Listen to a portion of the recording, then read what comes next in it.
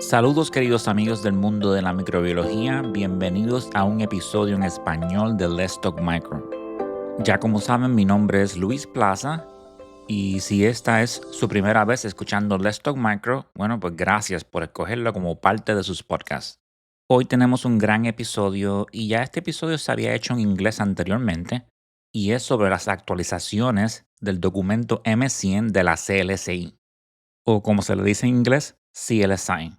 Y todos los años salen las nuevas actualizaciones con las recomendaciones del CLSI. Y en este episodio, el doctor Germán Esparza se une al podcast para hablar sobre esas actualizaciones. Vamos a escuchar el episodio a ver qué dice el doctor Germán Esparza. Saludos queridos oyentes, bienvenidos a una edición en español del podcast Let's Talk Micro. Hoy quería hacer un episodio, todos los que escuchan en la audiencia que trabajan en microbiología y están familiarizados con la CLSI, la edición M100 saben que se actualiza todos los años. Y llevo un tiempo haciendo unos episodios en inglés sobre la actualización y el año pasado hicimos un episodio en español sobre la edición del 2025. Decidimos que sería una buena idea continuar eso en español y nuevamente conmigo, como el año pasado, tengo de invitado al doctor Germán Esparza. Doctor Esparza, bienvenido de nuevo a Let's Talk Micro. Muchas gracias, Luis, por la amable invitación. Para mí es siempre un placer estar contigo en Let's Talk Micro y un saludo a todos nuestros oyentes. Gracias y bienvenido nuevamente. Para aquellos que estén sintonizando por primera vez, yo sé que el año pasado pues, ya hice una introducción a la audiencia, pero vamos a volver a hacer una de nuevo. ¿A qué te dedicas y cualquier otra cosa que te gustaría compartir con la audiencia? Bueno, yo soy profesor de microbiología clínica y agentes antimicrobianos en la Pontificia Universidad Javeriana en Bogotá, Colombia. También soy profesor de infectología en la Universidad del Rosario, de la misma ciudad. También dirijo un programa de control de calidad externo llamado ProAcecal Quality, que involucra casi 500 laboratorios de microbiología de varios países de Latinoamérica y trabajo con el CLSI como uno de los voting members a nivel del subcomité de pruebas de susceptibilidad antimicrobiana desde el año 2008. Bueno, gracias por la introducción y saludos a todos los miembros del CLSI que siempre cuando se reúnen, después siempre me comentan que siempre se menciona el podcast y estoy bien contento que hemos podido poder tener una colaboración en los años y son gente bien buena, siempre rápido que han necesitado algo, están dispuestos y hacen un episodio para la audiencia. Saludos a todos y gracias por el apoyo. Exactamente, querido Luis. Te queremos muchísimo en el CLSI, tienes toda la razón. Siempre los amigos te mencionan, la gente que invitas y lo importante es este outreach que tenemos y este awareness también para la gente que lo hace en el laboratorio de microbiología utilizando los estándares del CLSI. Perfecto, el cariño es mutuo. Vamos a empezar con un resumen general de los cambios más importantes en la edición del 2026 de la M100. Claro que sí, querido Luis. Entonces, uno de los aspectos más importantes de los cambios en la CLSI M100 para el año 2026 fue la inclusión del antibiótico Astronam con Avibactam. Y es muy importante este antibiótico porque va a ser la primera elección en el manejo de Enterobacterales y Stenotrophomonas maltophilia, productores de metalocarbapenemasas. Este antibiótico ya tiene puntos de corte para concentración inhibitoria mínima, que puede ser por microdilución, y algunos amigos utilizan también ITES, pero aplica los mismos puntos de corte, y también para discodifusión. Ese ha sido uno de los cambios más importantes. También tuvimos cambios para el antibiótico Sulbactam con Durlobactam. En el caso de Acinetobacter, esta es una molécula que es muy útil ya que inhibe carbapenemasas de la clase D, en el caso de Acinetobacter, OXA 23, 24, etcétera, que va combinado siempre con un carbapenem. Hicimos unos cambios en la tabla 1, B2, que es la tabla de Acinetobacter. También tuvimos cambios en los puntos de corte para los aminoglicósidos en Acinetobacter, donde nosotros también hicimos algunos ajustes reduciendo la concentración mínima inhibitoria. En el caso de Neisseria gonorrea, que también sabes, Luis y todos nuestros oyentes, que hemos estado enfrentándonos a cepas multiresistentes, no solamente en los Estados Unidos, en Latinoamérica, sino también en Asia Pacífica y otros países, Neisseria gonorrea tuvo cambios para dos antibióticos importantes, cefixime y ceftriaxone, que los puntos de corte de disco fueron removidos porque no funcionan muy bien, e incluimos los puntos de corte de intermedio y de resistente. Antes era solo sensible y también hicimos ese ajuste.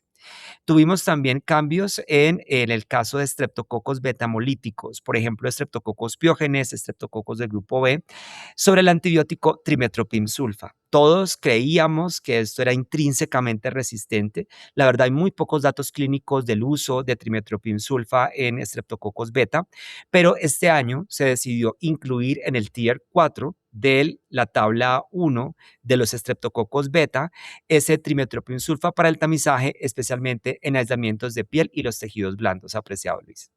Gracias por ese gran resumen y definitivamente todas las cosas que dijiste, muchas de las cosas son las que tengo las preguntas.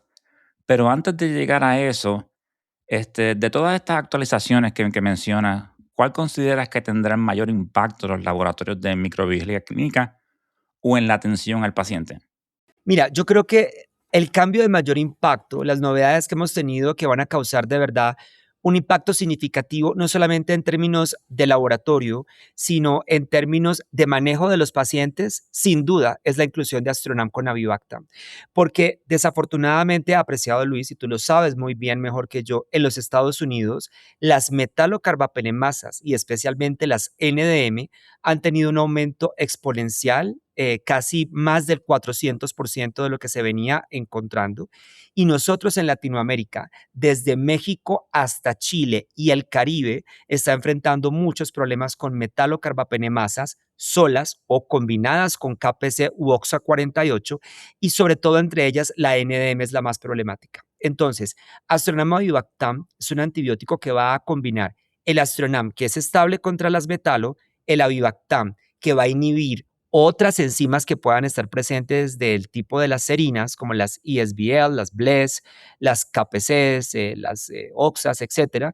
Y esa combinación que es sinergística y que ya está lista para usar, va a ser el tratamiento de elección en esos pacientes. Ahorita nosotros, apreciado Luis, como tú sabes, y nuestros oyentes, utilizamos un proxy, que es la elusión de discos de Astronam y Ceftazidime Avibactam. Pero ese proxy, lo que yo me temo es que debe desaparecer muy pronto. Mi votación dentro del CLSI va a ser removerlo, porque resulta que ese proxy está para una concentración por tubo de 6 microgramos, cuando se sabe que el punto de corte adecuado para Astronam Avibactam va a ser menor o igual a 4.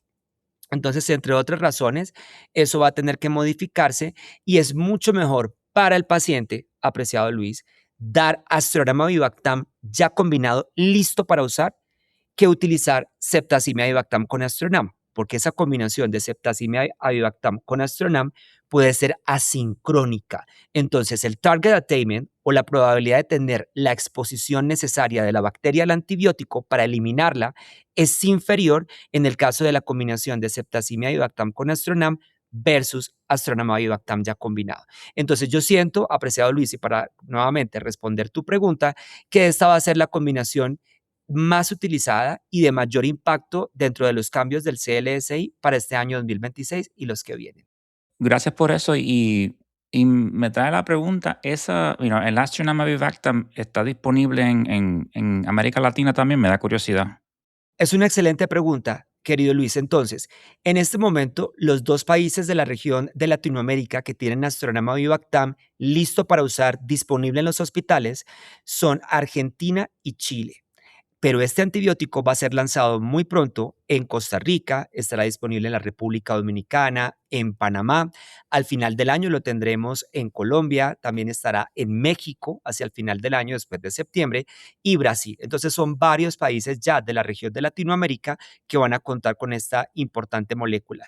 Es muy importante también decirle a nuestros oyentes que no todos los antibióticos, como bien lo puntualizas, están disponibles siempre. Desafortunadamente en países como México, que tiene tantas metalos, Astronam solo para combinar con Ceftazimime y Vivactam nunca se tuvo disponible de forma rutinaria. Por lo tanto, esta combinación de Astronam y Vivactam va a ser de gran impacto para el manejo de los pacientes. Sí, es algo que una realidad que a veces quizá uno no se da cuenta cuando trabajando en laboratorios aquí en Estados Unidos y que hay tanto acceso a diferentes antibióticos, pero no es la realidad en todas las partes del mundo. Y es algo que yo he aprendido con todas las conversaciones que he tenido en este podcast Y ahora que mencionas ceftazidime y mavibactam, siempre me trae a la mente la prueba de Synergy que hacemos en el lab, donde se pone el strip, ¿verdad? De ceftazidime y mavibactam, se remueve y después se pone el de Astronam, y la diferencia siempre es asombrosa, ¿no? Uno ve el strip de Astronam bien resistente y después que uno hace la prueba, se ve que el MIC es bastante bajo. Siempre desde el punto de la ciencia, ¿verdad? Es algo bien fascinante y me vino a la mente, eso quería compartirlo ahora. Ok, so siempre invito a los microbiólogos que cuando estén, hay mucha información en la M100, pero como siempre le digo, el documento es gratis, está accesible por la web. So siempre que tengan tiempo, léanlo, familiarícense, por lo menos sepan cuál es el contenido, sepan dónde ir. En un momento, como digo, es mucha información, pero me da curiosidad cuando uno mira las tablas del M100, uno ve que los antimicrobianos están organizados en diferentes categorías o lo que le dicen tiers. Quizás, bueno, para la audiencia podría explicarnos qué significa eso y cómo los laboratorios deberían utilizarlos al decidir qué agentes probar o reportar. Claro que sí, querido Luis. Entonces, los tiers los podemos traducir al español como niveles o escalones.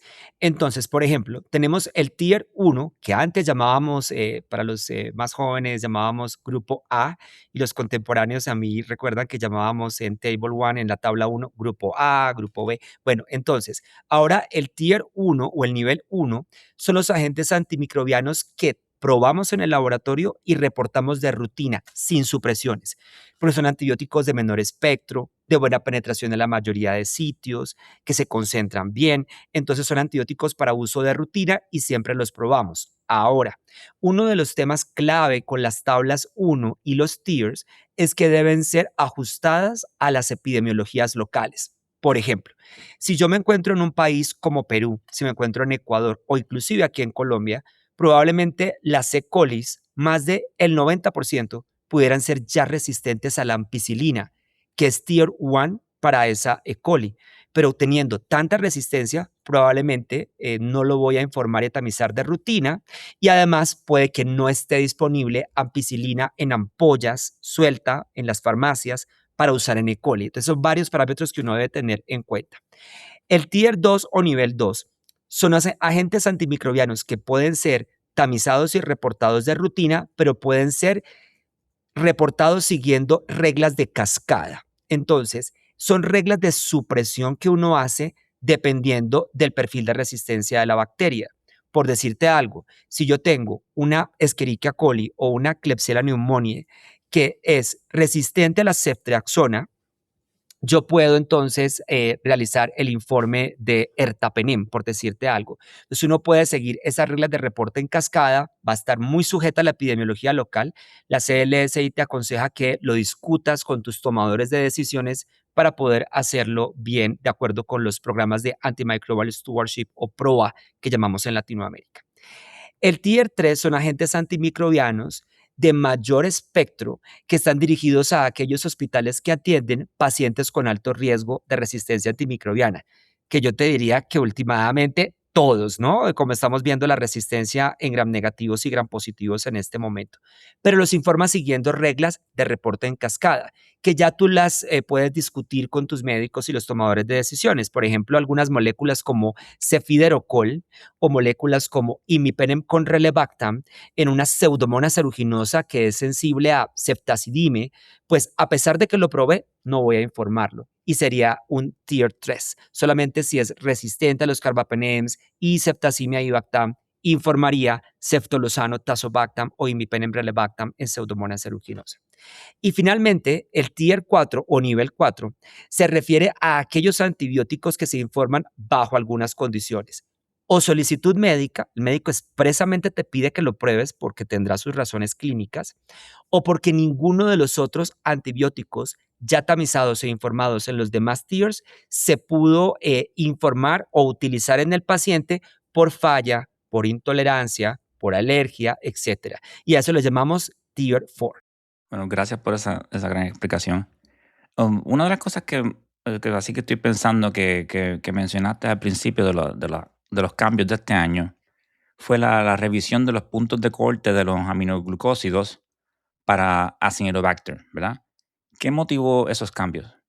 Es una excelente pregunta y es muy importante siempre comentarlo con nuestra audiencia porque a veces las personas no tienen muy claro por qué la CLSI hace cambios, algunos de ellos a veces drásticos, como tú sabes, que impactan en el diario trabajo del laboratorio, pero que son beneficiosos para el paciente. Y en el caso particular de los aminoglicósidos, Luis, lo que hicimos fue bajar un poco los puntos de corte por varias razones. La primera es que los puntos de corte que se estaban utilizando, por ejemplo, para amicacina, para amikacin, que era 16, era un punto de corte demasiado alto. Cuando uno coloca puntos de corte para los antibióticos, mira la distribución normal de la concentración mínima inhibitoria y 16 casi que la partía a la mitad. Por lo tanto, algunos acinetobacters frente a amicacina, y todos sabemos lo difícil y retador que a veces es tratar acinetobacter carbapenem resistente, que los americanos llaman CRAP, que ustedes le dicen CRAP, ese tipo de aislamientos se beneficiarían del uso de amicacina, pero si la MIC, si la MIC es 16, varios de ellos van a ser llamados resistentes o sensibles de forma indiscriminada solo porque el punto de corte cae en la mitad de la distribución. Por lo tanto, hicimos un ajuste para que el punto de corte de sensible llamara de verdad sensible a la población que no tuviera mecanismos de resistencia adquirida. Ahora, el otro parámetro, querido Luis, es el tema de datos clínicos, de desenlace clínico a partir de estudios en pacientes. Y lo que se logró demostrar es que aún a las dosis máximas de más de 20, 25 hasta 30 miligramos por kilo de antibióticos aminoglicósidos como amicacina, que es una dosis alta, y aquí mis estudiantes de infectología saltan de la silla por los efectos tóxicos, principalmente a nivel renal y óptico, aún dando las dosis máximas, Luis, no ibas a lograr una buena eficacia si la MIC, si la SIM, si la concentración mínima inhibitoria de ese Acinetobacter era 16. Por lo tanto, redujimos un poco los valores de corte de concentración mínima inhibitoria y aumentamos un poco los de disco para que puedan predecir mejor la eficacia clínica de esos antibióticos, para que además se llamen sensibles los que verdaderamente son sensibles. Y además, querido Luis, colocamos dentro del manual las dosificaciones a las cuales esa sensibilidad fue llamada. Por decirte algo, en el caso de Acinetobacter, para moléculas como amicacina, 20 miligramos por kilo es la dosis que se utilizó para el modelo del punto de corte de sensible. Muchas gracias. Y siempre me encanta escuchar, o sea, más allá del laboratorio y entender el por qué, ¿verdad? Siempre es bien importante, ser curioso y tener un entendimiento de por qué es que se hacen las cosas, ¿no? Mencionando tobramicina, también fue un cambio de la eliminación temporal de los puntos de corte en difusión de disco, pero esto es para lo que se llama el direct blood o las pruebas directas de hemocultivos. Maybe para la audiencia, ¿nos podría explicar por qué es que el CLCI a veces elimina temporalmente estos puntos de corte y en casos así, qué debe hacer el laboratorio? Claro que sí, apreciado Luis. Entonces, en el caso de la aminoglicósido tobramicina, nosotros eliminamos los puntos de corte para la discodifusión directa de la botella porque el desempeño de esta prueba directa de la botella del hemocultivo no es óptimo. Entonces, si tú permites que las personas sigan probando un antibiótico e informándolo cuando las pruebas no son confiables, expone al paciente a un manejo inadecuado y compromete su seguridad. Ahora, para tranquilidad de nuestra audiencia latinoamericana, resulta que tobramicina en la mayoría de países de habla hispana no está disponible endovenosa.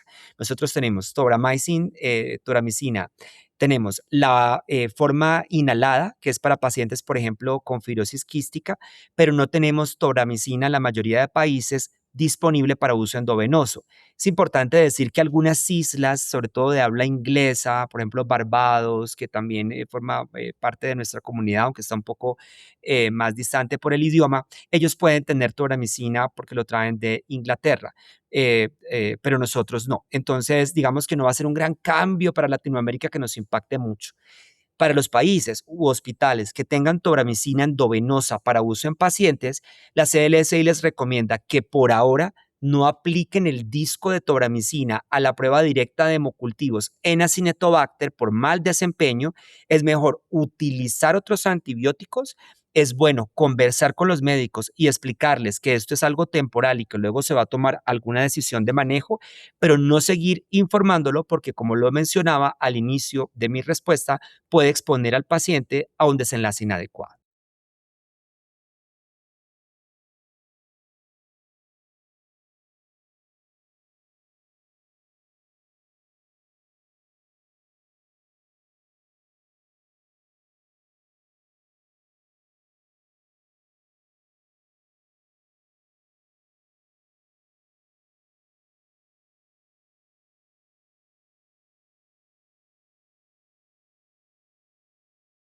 Lo que había una recomendación y no se podía encontrar en muchos sitios, era bien raro, ¿no? ¿Me podría decir como desde entonces cómo ha cambiado la situación y maybe alguna recomendación a los laboratorios que necesitan realizar la prueba de susceptibilidad en estos casos? Claro, entonces recordarle a los amigos, apreciado Luis, que nosotros removimos los puntos de corte para el complejo de Burkholderia cepacia y mucha gente me pregunta, ¿y qué pasa con las otras Burkholdelias que no forman parte de ese complejo? Bueno, no tenemos muchas respuestas, sospechamos que la situación es muy similar, pero uno de los problemas con Burkholderia cepacia complejo es que no es una sola especie y se sabe que algunos pacientes pueden estar infectados por más de una, pero los métodos que utilizamos, bioquímicos o de Maldi, les cuesta mucho la discriminación entre esas especies. Ahora, nosotros al remover esos puntos de corte decimos que hay dos puntos clave a tener en cuenta. El primero, que el único método reproducible para dar un valor de concentración inhibitoria mínima es microdilución en caldo. El método de referencia de paneles frozen, de paneles congelados a -70, M07 CLSI o ISO 20776 estándar. ¿Listo? Y el segundo es que a pesar de que sea reproducible con el método de referencia de microdilución que usamos en CLSI y en el M100, es muy difícil correlacionar una concentración inhibitoria mínima, una SIM, con la respuesta del paciente. Es muy difícil decirte, oye, si la Burkholderia cepacia es meropenem 1, el paciente va a responder, pero si es meropenem 8, el paciente no va a responder. Eso no es tan clara esa correlación. Además de eso, los métodos comerciales automatizados tienen problemas. Recientemente, una buena amiga tuya, April Bovenchik, con unas colaboradoras, colocó un artículo en Journal of Clinical Microbiology, donde ellas mostraban que dependía mucho del antibiótico y de la marca y del panel del automatizado. Entonces, el problema es que la correlación no es muy buena con el método de referencia, por lo tanto, ellas sugerían precaución al informar esos resultados y tú decías muy claro, hay hospitales que siguen haciendo los métodos comerciales a pesar de las limitaciones, pero eso es algo que hay que advertir. Y además de eso, Luis, la discodifusión tampoco funciona y esa sí que funciona peor. Yo creo que si podemos dejar un mensaje para nuestra audiencia es de no utilice discos para Burkholderia cepacia, para ningún antibiótico porque el desempeño es subóptimo y hay una tendencia a falsos sensibles. ¿Qué estamos esperando? Porque tú me preguntabas cómo ha evolucionado esto. Pareciera que algunos de esos antibióticos anti-Burkholderia funcionan muy bien en métodos de microdilución liofilizada, que no es de referencia. El estándar es congelados, paneles congelados frozen, pero los sistemas liofilizados son más fáciles para que los laboratorios clínicos puedan adquirirlos. Entonces, estamos estudiando esto en la CLSI. También el otro antibiótico que va a ser fuerte para Burkholderia se llama cefiderocol. Si tú me preguntas en este momento en mi cerebro, en tratamiento de Burkholderia, ¿qué viene? Es cefiderocol. Y estamos tratando de trabajar sobre eso. Se creó un subcomité para hacerlo dentro del CLSI.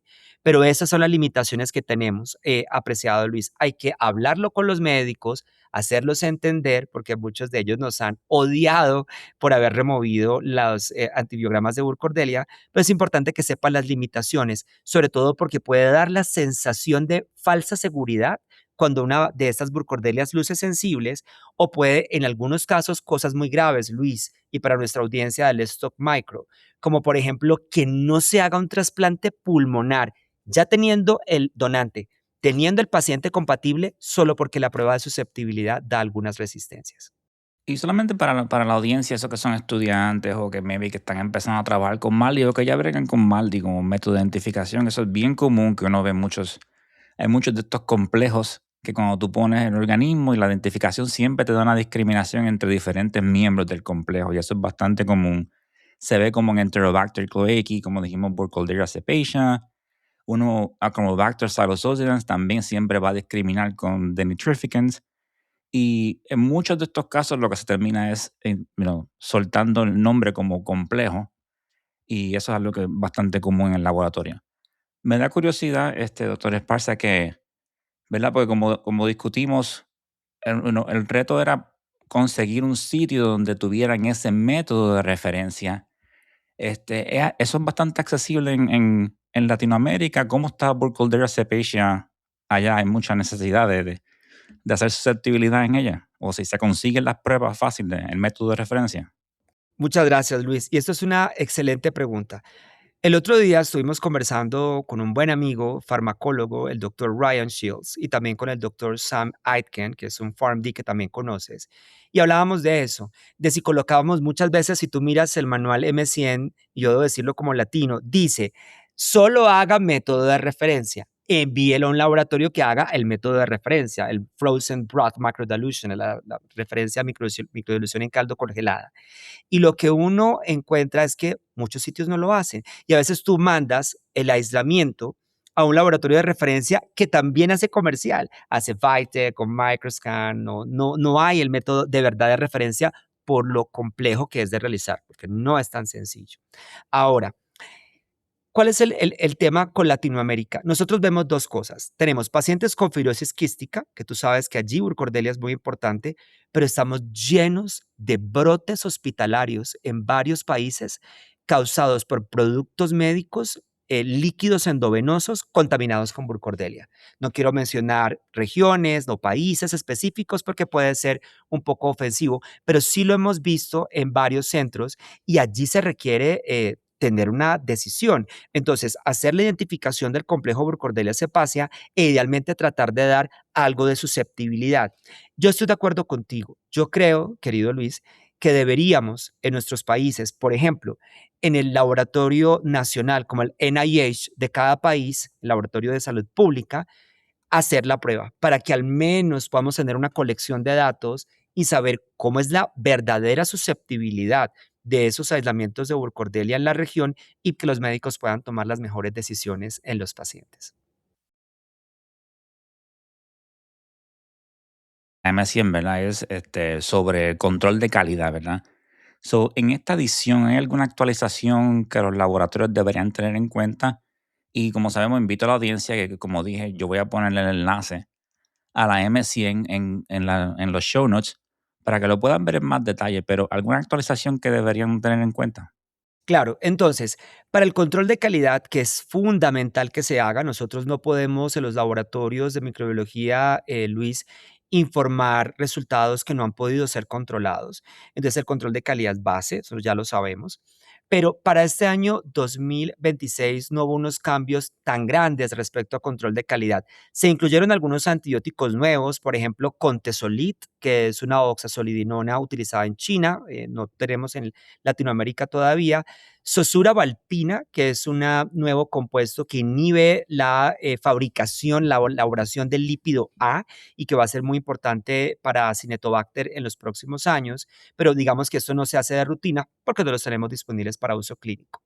También vendrán nuevos puntos de corte y rangos de control de calidad para moléculas combinadas con un nuevo inhibidor llamado Nacubactam. Nacubactam va a estar combinado con cefepime, con Astronam, con Meropenem y ese va a ser uno de los inhibidores que se va a vender suelto y se puede combinar ya a nivel hospitalario. Así que tenemos nuevos rangos, pero todavía ese medicamento no ha entrado al mercado de nuestros países. Lo que tal vez yo sí recomendaría es que revisen su control de calidad para el antibiótico imipenem, con dos cepas especialmente, con Klebsiella pneumoniae BAA ATCC 1705 y con Klebsiella pneumoniae BAA 2814. Son cepas de Klebsiella de control de calidad que tienen KPC. Y esas KPC tienen perfiles hidrolíticos diferentes. Así que si quieren controlar su prueba de imipenem, deben tener en cuenta que esos rangos han cambiado, así que pueden revisar su manual del CLSI y también revisarlo para algunos sistemas automatizados en Latinoamérica que están dando falsos resistentes a imipenem. Entonces, cuando nosotros estamos haciendo control de calidad, apreciado Luis, debemos hacer control de sensibles y control de resistentes. Y lo otro, lo último que tal vez que yo creo que puede ser aplicable es cefiderocol. Para aquellos hospitales que están haciendo tamizaje de cefiderocol para Pseudomonas aeruginosa, la CLSI recomienda tener precaución por el diferente desempeño que pueden tener las marcas de medios de Müller-Hinton para cefiderocol y es algo que está causando mucha variabilidad. Perfecto. Y como sabemos, como mencionamos al principio, siempre todos los años hay una actualización y siempre hay cambios y sabemos que siempre en el laboratorio hacer los cambios a veces es un poco, es un reto, es difícil, siempre se bregan con tantas cosas, ¿verdad? A veces no hay personal o a veces muchos factores técnicos o de muchas cosas, anyway.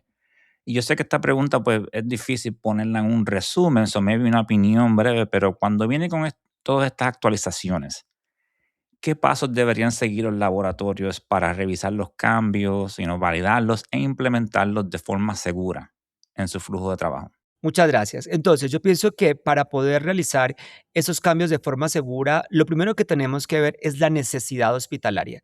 Entonces, digamos, si se presentan esos cambios en antibióticos que no hay en la farmacia, que no están disponibles, y yo a veces veo, Luis, que hay gente que implementa cosas que simplemente en la vida real no se van a poder hacer y les está quitando tiempo y recursos del laboratorio.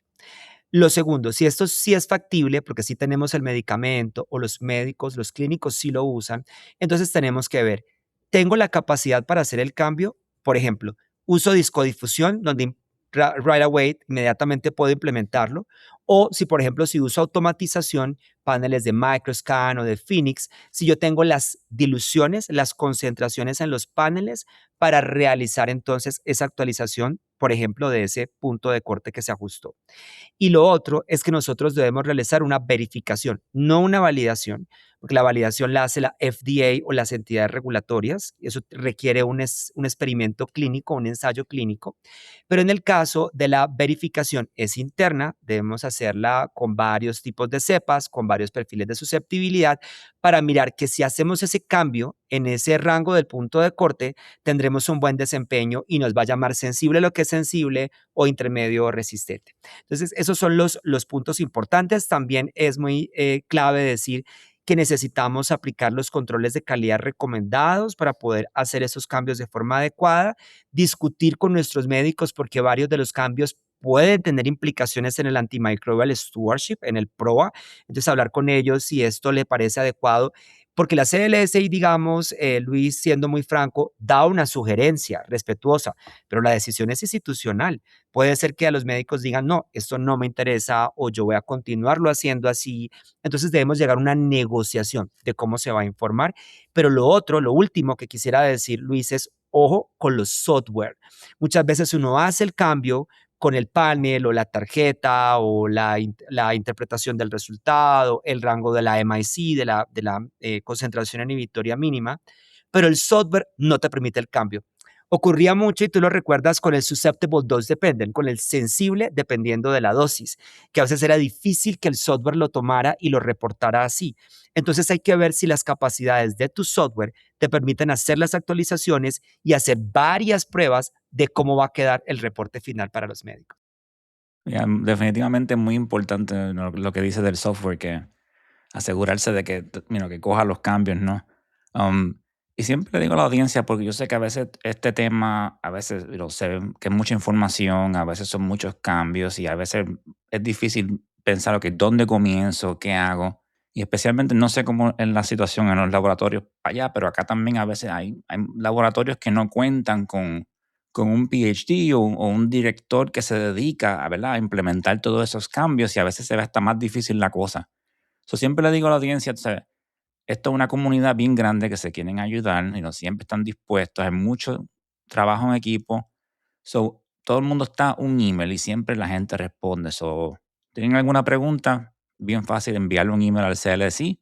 Siempre responden, siempre. Yo montones de veces que le he enviado mensajes a April Bovenchik rápido me da una respuesta. También a veces la audiencia me envía un mensaje a mí y yo se lo envío a ellos y siempre se ayudan. So, eso es lo bueno, que hay mucha ayuda, so, siempre tengan eso en mente. Tengo una pregunta que siempre me gusta que la hago porque es para terminar como en una nota más liviana, ¿no?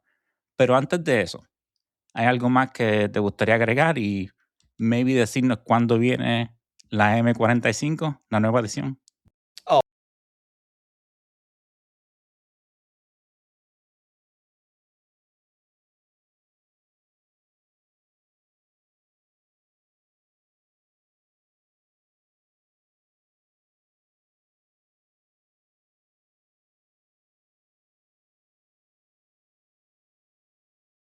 Nosotros estamos en la obligación de responderla por el sistema de gestión de calidad de la CLSI. Entonces nosotros las contestamos, si es en español, yo contesto en español, algunas las contesto en inglés dependiendo de quién la envía, pero siempre estamos prestos a contestar, tenemos un buzón y algunas veces inclusive hemos llevado hasta el subcommittee, hasta el comité grande, esas preguntas del público. Ahora, ¿qué te quisiera decir del M45? Bueno, después de mucho trabajo sobre ese manual que ha sido Trish Sibner y Rodney Humphreys, las que más han liderado este proyecto con el M45, estaría listo para la publicación en 2027. Se quiere hacer tal vez al final del 2026, vamos a ver, pero lo fijo es que 2027 tendremos ya el M45. Importante, Luis, recordarle a nuestra audiencia que el M45 es el manual para pruebas de susceptibilidad, es el estándar para fastidiosos e infrecuentes, por decir algo, Listeria monocytogenes. Entonces ahí tendremos los puntos de corte, tendremos muchas novedades muy interesantes, como por ejemplo una tabla para Pseudomonas no aeruginosa que nos ha ocurrido, ¿no? ¿Qué pasa con unas pseudomonas fluorescens o pútida o qué sé yo? Ahí tendremos recomendaciones. Entonces esperamos que muy pronto pueda ser liberado. Y bueno, y muchas cosas vienen también para el 2027, algo muy especial que trabajamos en Pseudomonas aeruginosa con carbapenemasas. Perfecto, pero cuando salga la edición, mira, espero que puedas volver aquí y conversar otro rato sobre los cambios y eso. So, así que la audiencia estén pendiente. Bueno, doctor Esparza, yo en preparación a este episodio, ¿no? Estaba escuchando el anterior para ver cuál era la respuesta y a ver si es la misma o ha cambiado. Yo sé que todos tenemos un microorganismo favorito o a veces no tan favorito, pero por alguna razón, ¿verdad? Casi siempre la más común es que se trabajó cuando estaban haciendo los estudios posgraduados y tiene ese meaning, o si no puede ser un mecanismo, puede ser visual. Hay muchas razones que nosotros tenemos un microorganismo favorito. El año pasado usted me dio dos, ¿verdad? Me diste dos. Vamos a ver, ¿todavía son los mismos? Si se los podría decírselo a la audiencia. Mira, claro que sí. Entonces, el año pasado debí decir Klebsiella pneumoniae y Pseudomonas aeruginosa, claramente. Ahora, este año te quiero decir que voy a escoger solo uno de los dos. A pesar de que me parece fascinante Pseudomonas aeruginosa y estuve trabajando muy fuerte en carbapenemasas en Pseudomonas, eso lo veremos en nuestro episodio de los cambios de 2027. Pero definitivamente, yo estoy convencido que Klebsiella pneumoniae es fascinante como modelo de estudio de resistencia antimicrobiana. Lo que está haciendo en Latinoamérica es que no solamente es la bacteria número uno de pacientes de la unidad de cuidado intensivo y de infecciones invasivas, sino que además tiene la capacidad de albergar genes de resistencia y de seleccionar resistencia antimicrobiana a múltiples antibióticos, inclusive a los más nuevos. Por ejemplo, recientemente, querido Luis, para contarte, se describieron mutaciones en la PBP3, en la PBP3, que es donde actúa Stronama vivac-tam, que esas mutaciones se veían más en la E. coli, no estaban reportadas en Klebsiella y recientemente, boom, ahora Klebsiella también aprendió a hacerlo. Y además tiene la capacidad de generar brotes y clones. Tú no ves como brotes hospitalarios causados por la E. coli o alguna, pero por Klebsiella encuentras múltiples clones, múltiples brotes. Entonces sigue siendo mi bacteria favorita. Voy a dejar un poco a un lado Pseudomonas aeruginosa, pero Klebsiella pneumoniae definitivamente como modelo de estudio, porque le tengo miedo, me genera terror infectarme o alguien por Klebsiella pneumoniae, pero como modelo de estudio es mi bacteria favorita. Perfecto. Y una de las cosas que conversamos el año pasado fue que me da curiosidad. Todavía las pseudomonas le huele a tortillas o le empezó a oler la uva ya por fin? Eso es muy bueno. Me huele a uvas, por fin. Me huele a uvas la Pseudomonas aeruginosa. Y something weird, ¿no? Es algo muy raro de los microbiólogos que a veces encuentran un olor y del alimento, o de un perfume o de algo y asocian inmediatamente con una bacteria. Me pasa mucho que la gente me dice que aquí estoy en mi laboratorio y me dice, hueles a farmacia. Entonces es algo que siempre ocurre con los olores, pero bueno, ya me está oliendo a uvas. Muy, muy bien, bueno, pues nuevamente gracias por tomarte el tiempo para venir a conversar con nosotros aquí en Let's Talk Micro. Bueno, un placer y como dije, cuando salga la nueva edición de la M45 espero que volvamos a conversar, pero gracias por venir a Let's Talk Micro. Muchas gracias, apreciado Luis. Siempre es un gusto estar en la versión en español del Let's Talk Micro y un abrazo muy grande para toda nuestra audiencia latina. Bueno, ahí está el episodio, mis queridos amigos y amigas del mundo de la microbiología. Espero que lo hayan disfrutado y como siempre me encanta compartir este contenido con ustedes. Como siempre les recomiendo que compartan el podcast con las personas que conocen y ya saben que nos pueden encontrar en todas las plataformas de podcast. So, si van a Apple, si van a Spotify, si van a Amazon Music, si van a Goodpods, ahí estamos. So, por favor, suscríbanse al podcast, descarguen contenido, descarguen episodios y si la aplicación le permite dejar un comentario, por favor háganlo. Como siempre, gracias por su apoyo. Y si van a las redes sociales, también nos encuentran allí. Estamos en Instagram, TikTok, YouTube, Blue Sky Social como Let's Talk Micro. En la red X estamos como Let's Talk Micro One. En la red de LinkedIn estamos como Luis Plaza. Y hay una dirección de correo electrónico que es letstalkmicro@outlook.com. Y también está la página de web letstalkmicro.com. En la página web pueden encontrar contenido como herramientas para estudiar, contenido sobre episodios y mucho más.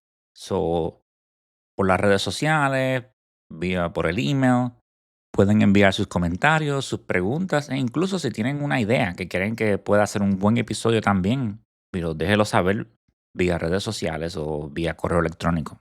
Y si nos quieren ayudar al podcast de alguna manera, lo pueden hacer haciendo uso de Venmo o una aplicación que se llama Buy Me a Coffee, KOFI, y los enlaces están en el episodio, donde están las notas del episodio. Y como ya saben, el podcast de Let's Talk Micro cuenta con el apoyo de la American Society for Microbiology. Y si desean aprender más sobre los microbios, visiten la página www.asm.org.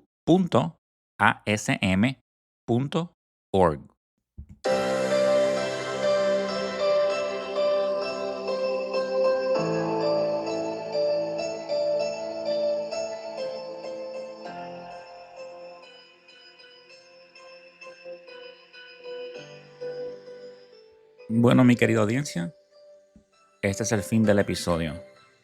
Espero que lo hayan disfrutado como siempre. Me encanta compartir este contenido con ustedes. Gracias por el apoyo. Gracias por la sintonía. Y yo sé que tengo que seguir trabajando en traer más episodios en español. Esos de ustedes que escuchan los episodios en español, gracias. Como siempre, continúen trayendo la pasión a lo que hacen. Ustedes hacen una gran labor. Y por favor, manténganse motivados, seguros y por supuesto, continúen hablando de micro. Hasta la próxima. Bye.